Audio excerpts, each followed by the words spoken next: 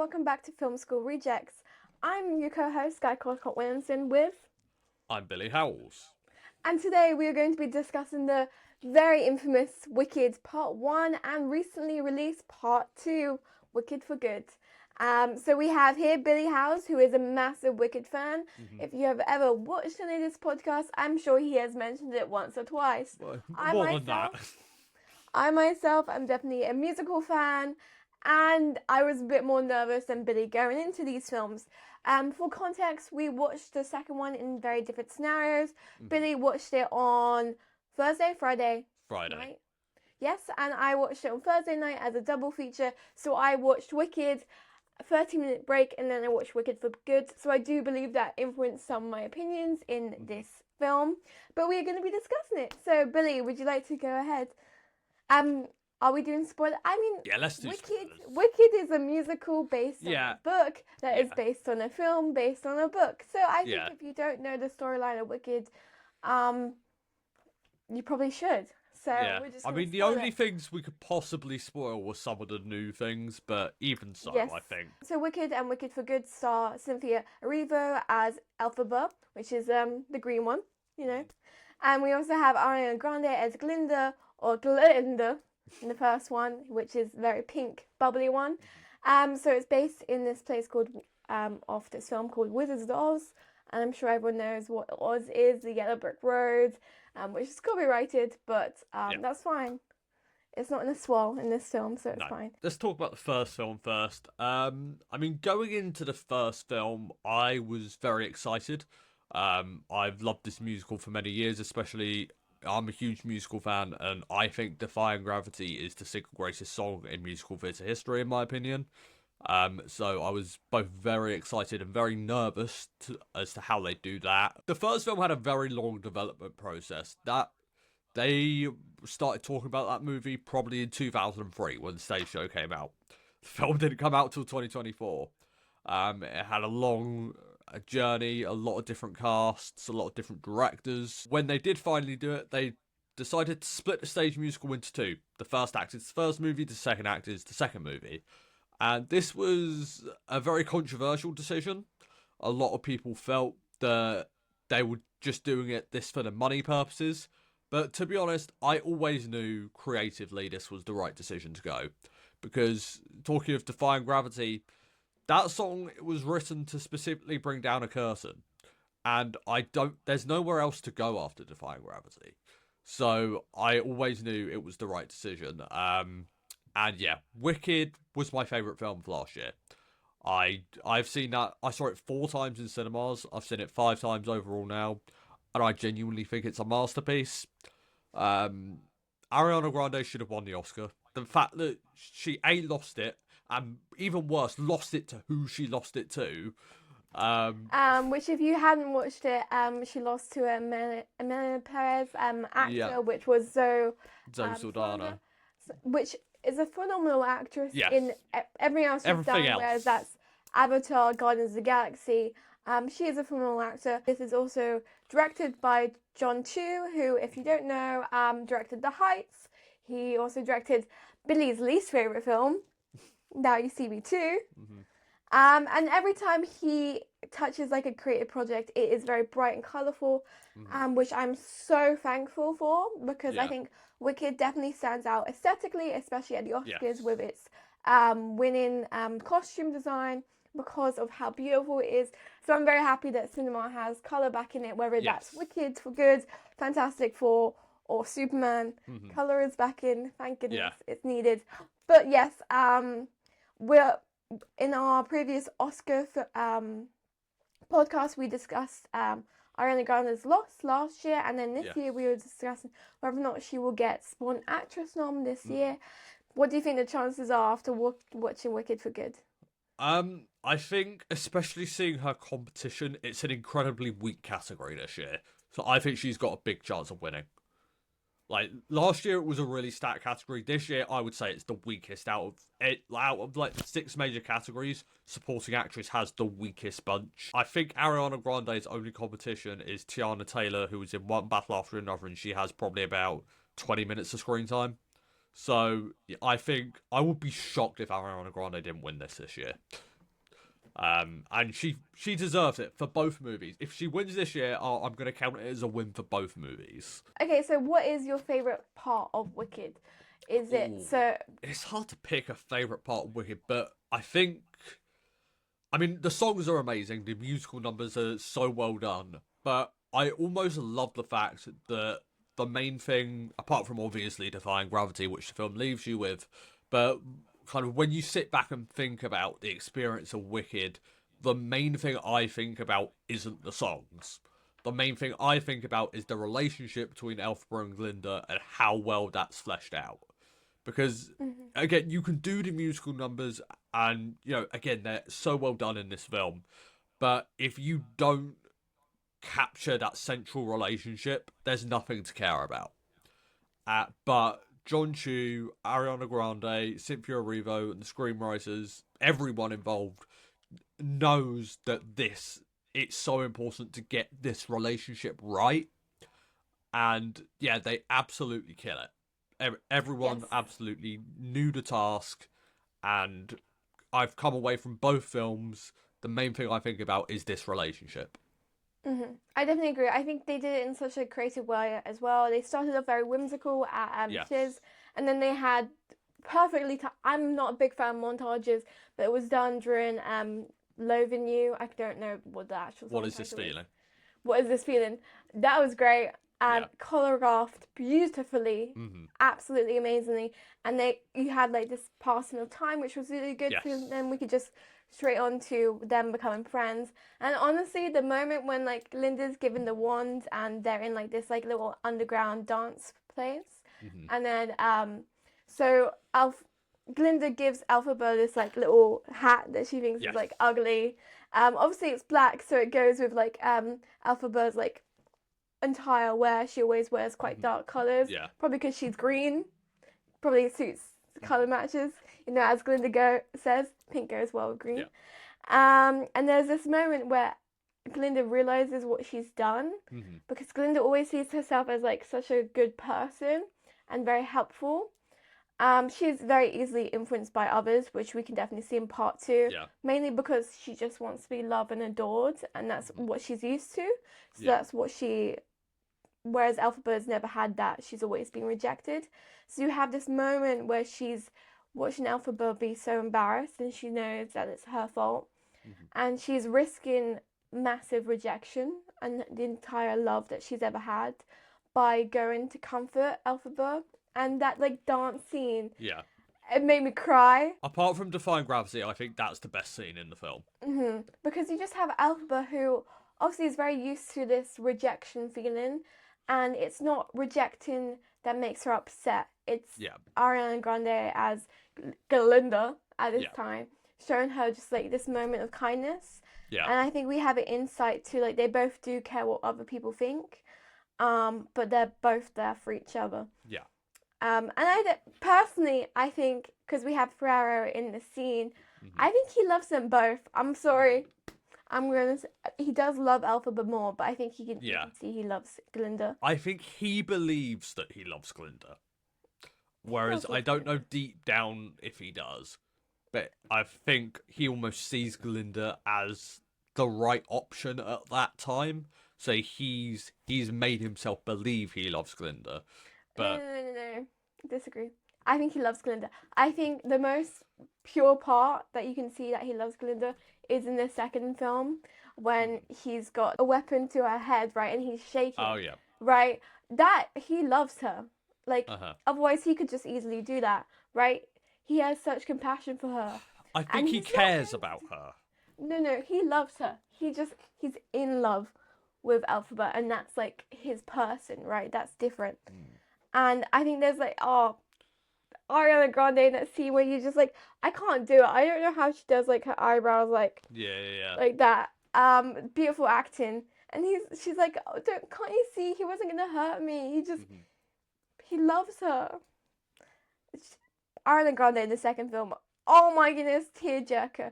Every time her face appears on my screen, she made me cry. You see, I have a somewhat controversial opinion, because I've been seeing a lot of people say that Ariana Grande is better in Wicked for Good than in the first Wicked.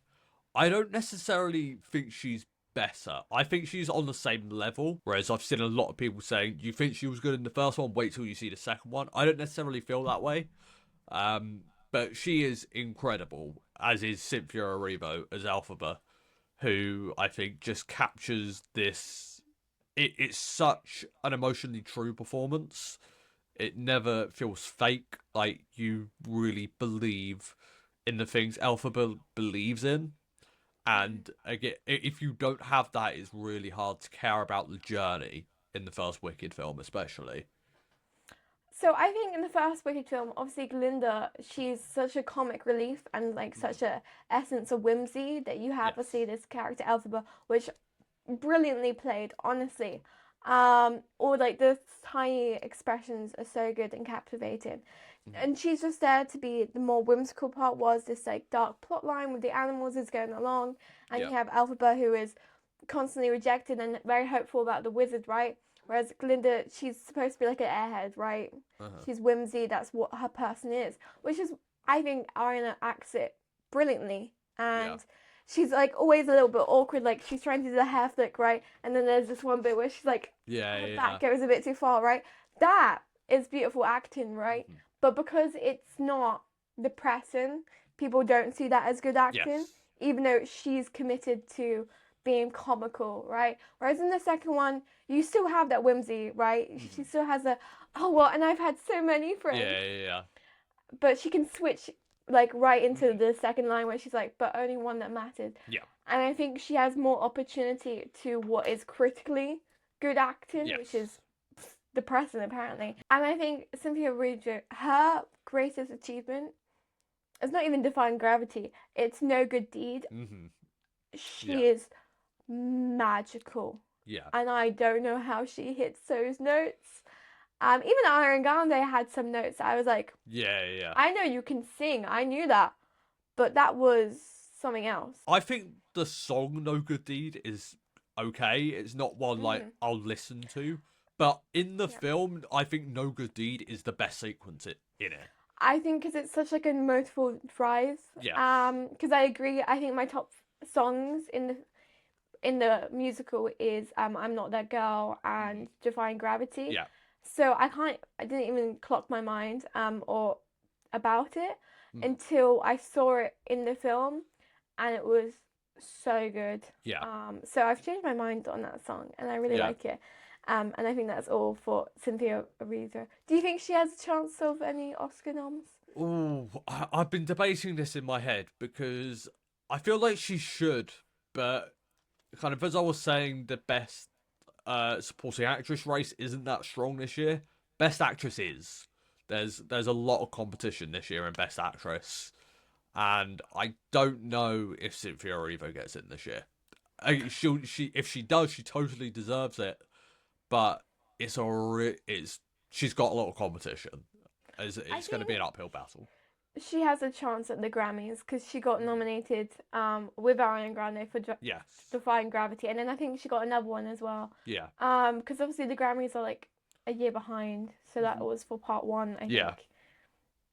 The Grammys timeline always really confuses me compared to the Oscars. It's a bit more confusing to me, but I think she was phenomenal. Yeah. And a big highlight of the entire thing. So how do you think Wicked for Good compares to Wicked? Because I know Wicked was your favourite film last year. Yes. Wicked for Good, I like. I quite like it, actually. I think Cynthia Erivo and Ariana Grande, you care about these characters so much once again. I love the evolution of their characters. The musical numbers are really well done. But the thing that holds this movie back from being great is the first act. I think the first act is actually quite rocky. The pacing is way too quick. It kind of feels like it speeds through a bunch of information. It speeds through a bunch of important character moments. And one of the things I love the most about the first Wicked is how it let scenes breathe. It never rushed through anything. It really gave you time to build up to things and get you to care about these characters. Whereas Wicked for Good, it just throws you in it and it doesn't let scenes breathe. The first act, anyway. So I was quite frustrated with the first act. And because of that pacing, I found a lot of the drama in the first act to come off as awkward. But I think once the film gets to the song Wonderful, and basically once the film gets Elphaba and Glinda back together, that's when I think it begins to find its footing. I really enjoyed the second act, and the third act is amazing. I loved the third act. But yeah, it's just frustrating because if it weren't for that first act, then we could be talking about a film that's just as good. But yeah, I was very worried for the first 40 minutes. I disagree and agree with two different points. I disagree with the first film. I think the first film was beautiful and it was well paced in certain parts. I do, however, feel like there was probably 5 seconds or maybe 2 seconds from every single scene in Wicked that could have been cut. There was so many lines that could have just been, it could just be so much smoother. But for the second one, I agree. I think it was very fast. I didn't mind it though, because like you said, I didn't like it when they were apart. Obviously, that is a very different to the musical. In the musical, Glinda and Elphaba spend no time together really in the second half. And also, Glinda is not in Wonderful. Yes. And I think they really, as soon as they had Wonderful and they had Glinda in it, I think, one, it made more sense because I don't think Elphaba would be convinced by the wizard. That's exactly why John Chu said he added Glinda. And I don't think Elphaba wants it really, but I think she's seen this opportunity that she could change the wizard's mind. And it's not really that, but it's also she can have Glinda back, right? And she can have this kind of life, and maybe she can like lean a bit more with the animals over time, right? And it's just the fact that Glinda's there that's convinced her. Yes. And then when Glinda goes, and it's just her and the wizard, and then she just discovers the animals in cages. Yeah. Without Glinda there to have this like almost like rose-colored glasses over her. Yeah. She realizes who the wizard is. I loved because he did Crazy Rich Asians, didn't he? Right. John and Chu. Yeah. Yes. Yeah. Yes, because I definitely felt that in the wedding scene. Yes. This man has made my 2 favorite wedding scenes of all time. I was literally thinking during that scene, if anything else, John M. Chu knows how to shoot a wedding scene. He can do a wedding scene because it was magical. And then you have the Colligan scene. Yeah, As Long As You're Mine, which that's one of my favourite Wicked songs, and I thought the build up to the song was maybe a little rushed. Like I thought they could have maybe like let that breathe a bit more, but once we got to the actual song, like I thought that was really well done, and probably about as steamy as they could get for a PG-rated movie. I thought it was plenty steamy. I was like, maybe it's just Jonathan Bailey, man. I think he was beautifully cast as Ferrero. Yes. Incredible, honestly. Him in the first movie, he has so much flair. Yes. So much flair.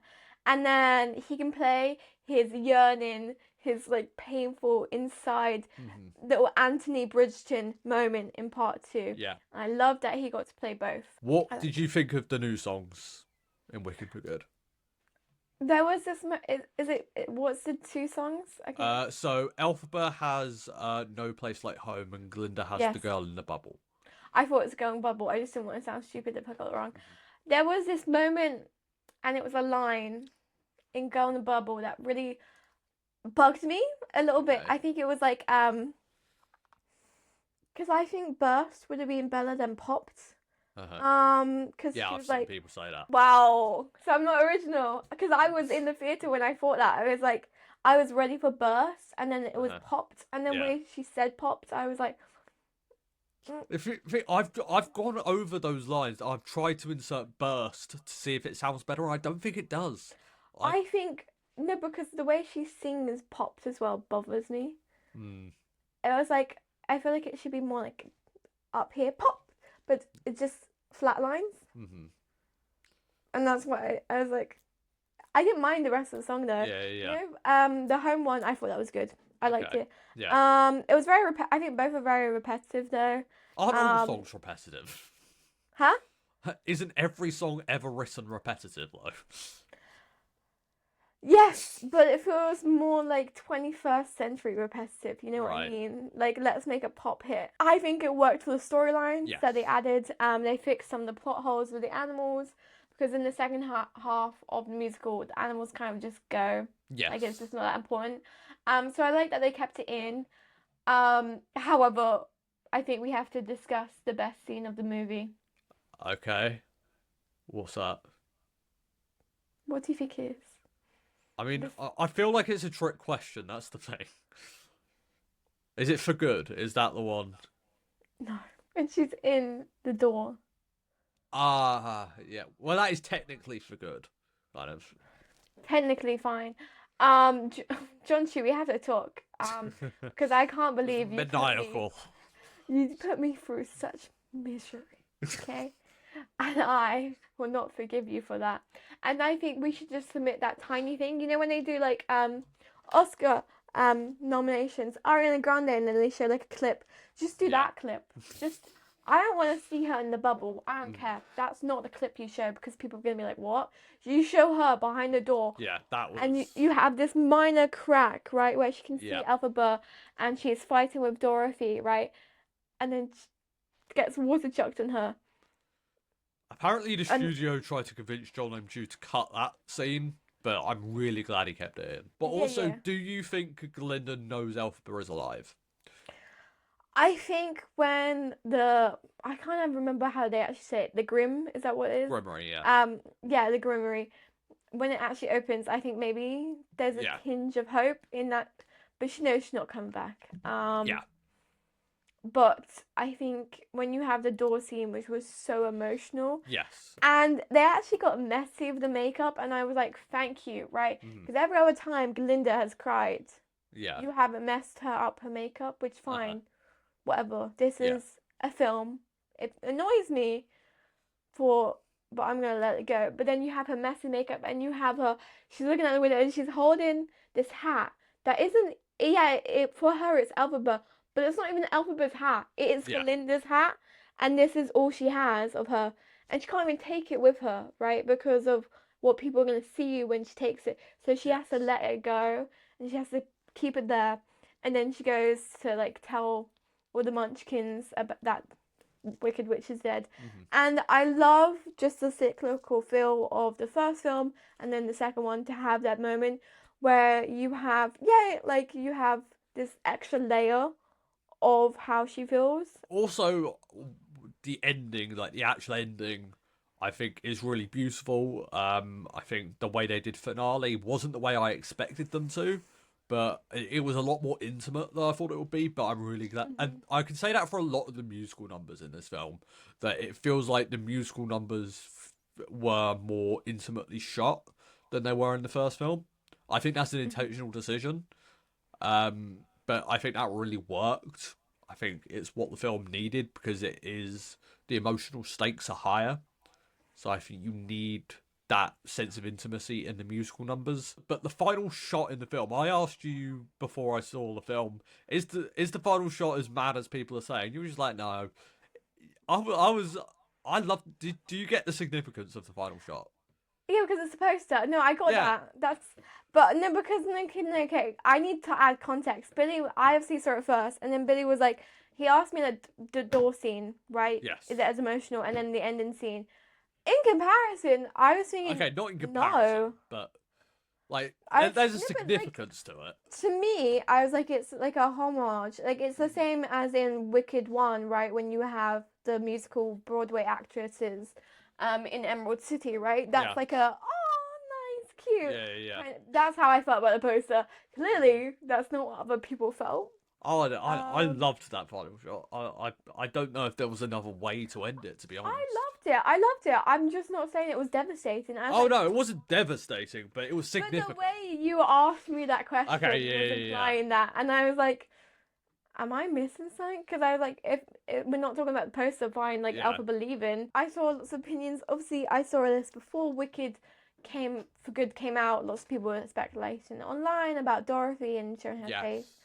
Everyone seemed to be on board with the idea of not showing her face, and then the movie came out, and everyone's kind of changed their mind. I love what the fact were your opinion? I love the fact they didn't show her face. I think it was a necessary decision because we know the Wizard of Oz. We know what happens with Dorothy, so we don't need to see Dorothy. But also, I'm glad they didn't because I feel like if they did, it would just take away from Elsa and Glinda and the fact that this is their story. Because Dorothy is such an iconic character. You know, anyone who loves film knows Dorothy. And I feel like whoever you cast as Dorothy, that's just going to take over. Oh, they like Judy Garland. Do that like Judy Garland. Whereas, yeah, just not showing her face, just completely... Like, it's a weird comparison to make, but it reminds me why, in the film Better Man, why choosing Robbie Williams as a CGI monkey was a really great decision. Because how in most biopics, you're thinking of, oh, is this person acting like, do they have the face of the real person? Are they acting like the real person? Whereas having Robbie Williams as the ape just completely eliminates all of that. I feel the same about not showing Dorothy's face. That it's just not really a discussion. I've seen some people complain about how, like, the For Good sequence didn't really have, like, it was shot quite simply, but I think it needed that. I'm really glad. Like, John Chu has said that he had shot a version of that sequence that, like, had these sweeping camera moves and these epic camera shots, but then when they got into the edit, he kind of just realised For Good is about these performances. That is what the song is. And I'm really glad he just took the approach of focusing on Ariana Grande and Cynthia Erivo and how they're interacting with each other. And there wasn't... That was the focus of the scene. I'm really glad it wasn't this epic, sweeping thing. I think it really needed, again, going back to what I was saying, it needed that intimacy. I definitely agree. I think it kind of, I felt the same with Defying Gravity in the first one. Because in the first half of the song, they have it quite intimate, and then eventually, obviously, the situation changes, and I think that was good, right? I think if you had it being so whirly throughout the song, it would have been lost, but you have this moment where they don't know whether what's going on and what's choosing, and then cinematography, you have, oh my goodness, you then just have, like, Elphaba with the wand in the sky, and Glinda's just off to the side in this dark place, and she's like ready to go, and then she kind of rushes in because she wants to go over, and then she gets captured. And then you have the whole entire sequence in the sky and stuff, and that kind of action works because the song's quite long, right? It's a brilliant song, but I definitely think having the intimate moment and then the action works for that. I think For Good, it's kind of the same way, right? You have the very simple shot, and then you have her in the closet, right? Yes. Which I think it was a simple shot in, like, what it was, because it's kind of a standstill kind of moment. But the way you had just the peak hole Ariana Grande and then what's going on, I think that was quite beautiful. I also liked it being like shadows because it was kind of felt like a callback to the first film. When they had the shadows with the animals, and then this is kind of what Elphaba has become. And like, she's so wicked, right? And that's why she's green. It's kind of like the animals that can't talk anymore, right? She's become her environment the same way the animals have. Obviously, she's not dead, but I like the scene. Good. Also, this is going to be a very messy video because we keep switching between the first film and the second. But going back to Defying Gravity, I saw a lot of people complain about how they cut into Defying Gravity. Like, they do a bit of the song, then they'd have dialogue, then they'd go back into the song.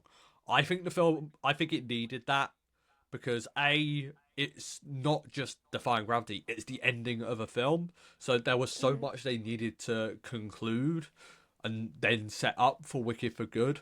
So I think they needed those breaks. But also, again, you know, it's about the girls and it's about how they're feeling.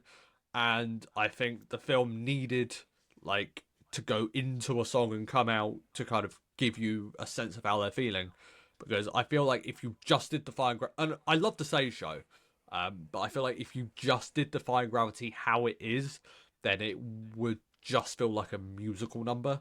Whereas I feel like having the dialogue in between just gives it so much more weight, and therefore the song becomes part of the dialogue. Okay, so question, obviously, everyone, I think everyone has this opinion that the second act of the musical is far lower than the first act of the musical. How do you feel that John Chu did with fixing some of the plot holes and what he did with Act 1 compared to Act 2? Well, firstly, I will say that I don't dislike Act 2 nearly as much as most people do. I actually really like Act 2. Actually, I don't know if I still feel this way, but when I saw it, Wicked, about 3 years ago, it's the first time I'd seen it in about 10 years, maybe. I actually preferred the second act to the first act. This has been my worry about them doing Wicked for good, is that this, as much as I love the second act of the show, it was always going to be harder to adapt for a film because it's like less than an hour long, and I feel like there isn't as much material to work with as they had with the first act for the first movie. I think they did, apart from that first act, which again, it has the pace of the second act of the show, and that's an issue. But apart from that, kind of, yeah, again, once you get into Wonderful, and from there till the end, I think the film does a really good job at being a film and fleshing out things in the stage show that needed fleshing out for a film. The second act was always going to be harder to adapt than the first act. And unsurprisingly, Wicked for Good is not as good of a film, in my opinion. But I don't envy John Chu because of that. Because, yeah, he had an almighty task. Like this, there was so much pressure. So the fact that it's turned out this good, I'm very happy with these two adaptations, to be honest. When it's all said and done, I think the split was necessary. I've said that from the beginning before I even saw the films, and I still feel that way. And yeah, I still feel like John Chu should have got a Best Director nomination last year. He's not going to get it this year just because of how this film was being received critically. But yeah, I'm very happy with how these Wicked films have turned out. Okay, so in your opinion, and this is probably catching you off guard, okay, is there any way Act 1 could have, like, do you have any suggestions that Act 1 could have been improved? I don't necessarily know if there's anything he could have added. I just, again, going back to what I was saying about the first film, what I love about it is that it breathes. And scenes play out, and they don't feel rushed. I don't necessarily think anything needed to be added to Wicked for Good, but I think scenes needed to be a lot more drawn out, and they needed to take their time a bit more. And I kind of get why he didn't, and it's like, this is why I get having the double bill makes for a really good experience, because it does just feel like you're watching one big movie. And so maybe that first act just feels like that first act just feels like it's a continuation of what's happening. But, you know, I saw this as its own experience. And, you know, if you're going to make two movies, people are going to judge them as two movies. And see, because in my heart, I think having them right together was perfect. And I loved it. It was odd to me because it feels, I'm always very, like, conscious of part ones, part twos, which obviously Wicked always was going to be. Because you have some films that really drag in either parts. So I was really worried, because first one that comes to mind is Harry Potter, right? The first Deathly Hallows. It's very significant that you have this mission, but no one liked part one of Deathly Hallows. Everyone loved part two. And then you have the opposite with, you haven't watched it, Twilight, right? Where you have part one where everything happens, and then part two, which you could have scrapped it. I think Act 2 was quite good for a part 2. However, I agree with you. I think in some instances it doesn't feel like a full movie. Because I think even if Wicked only had part 1, you could have just ended it. Like, I don't want you to do that, but I feel like it does feel like a whole film. It feels like it's in comparison, complete film, Yeah. Like, you don't feel like you don't feel like you've been shortchanged. Like, you feel like you've got a 1, 2, 3 act movie with character arcs. So, out of the two films, Wicked and Wicked for Good, which one do you prefer? Critically, I prefer the first one. Okay. Emotionally, I prefer the second one. Okay. I probably would only rewatch the first one though.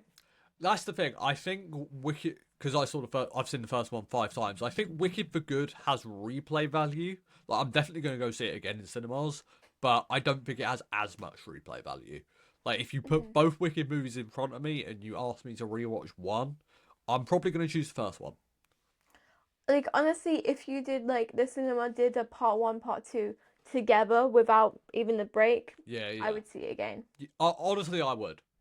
Yeah. And if, like, John Chu releases a Blu-ray DVD of them together, combined, I would buy that too. Yeah. I wouldn't want to buy them separately, because I think that's the only way I'm watching part 2. Anyway, let us know your thoughts of both Wicked and Wicked for Good. Thank you for listening/watching. You can catch us on Spotify, YouTube, and Instagram. I've been Billy Howells. I've been Collacott Williamson. Goodbye. Bye.